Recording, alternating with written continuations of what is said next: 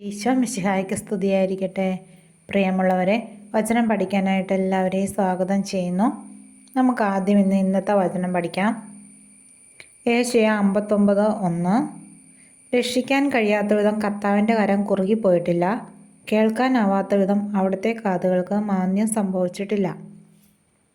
ഈ വചനം നമുക്ക് 3 പ്രാവശ്യം ഏറ്റു പറഞ്ഞു പഠിക്കാം.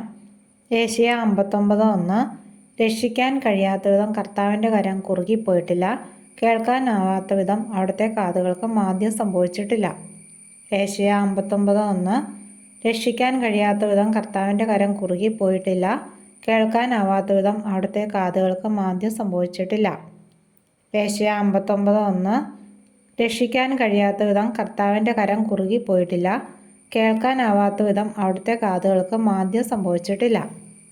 ഇനി നമുക്ക് കഴിഞ്ഞ ആഴ്ച പഠിച്ച എല്ലാ വചനങ്ങളും ഒന്നുകൂടി ഓർത്തു നോക്കാം. സുഭാഷിതങ്ങൾ 3-ാം അധ്യായം 5-6 വാക്യങ്ങൾ. കർത്താവിൽ പൂർണ്ണ ഹൃദയത്തോടെ വിശ്വാസം അർപ്പിക്കുക, സ്വന്തം ബുദ്ധിയെ ആശ്രയിക്കുകയും അരുത്. നിന്റെ എല്ലാ പ്രവൃത്തികളും ദൈവവിചാരത്തോടെ ആകട്ടെ, അവിടുന്ന് നിനക്ക് വഴി തെളിച്ചു തരും.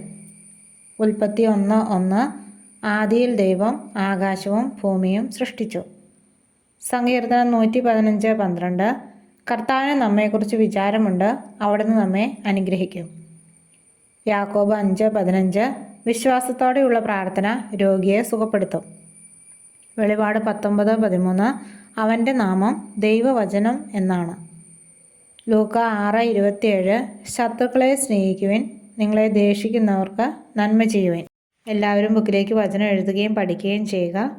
നാളെ മറ്റൊരു വചനവുമായിട്ട് കാണാം. ദൈവം എല്ലാവരെയും അനുഗ്രഹിക്കട്ടെ.